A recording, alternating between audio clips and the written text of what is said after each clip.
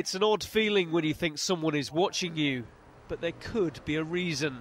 Some councils are using undercover surveillance to tackle dog fouling, litter louts, even people putting their bins out on the wrong day. The powers that councils are using here were originally designed to tackle terrorism, but the Home Office now say that all this snooping has gone too far. In some cases, the powers have been used inappropriately. But alongside that, what today is about as well is saying, let's also not forget that the benefit cheat fears the CCTV camera. The person who's torching a car of somebody because they've got it in for them can be caught through the use of these sorts of powers. Liberal Democrat research shows these powers were used 10,333 times in England and Wales in the last 5 years.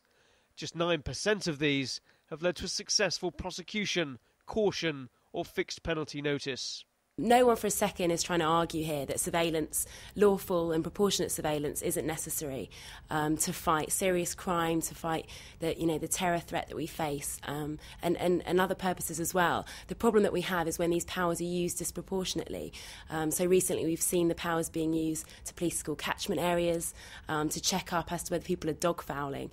But councils point out they've achieved an awful lot using these powers. This man was ripping off the elderly in Nottinghamshire and Derbyshire. The idea is I do an honest survey on your property. I recommend things that you might want to consider having done. Council surveillance led to prosecution and 200 hours of community service. Ministers often say that the public's vigilance is a key part of tackling terrorism. Overzealous spying has knocked people's confidence in surveillance.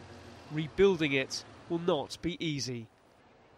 Tom Parmenter, Sky News.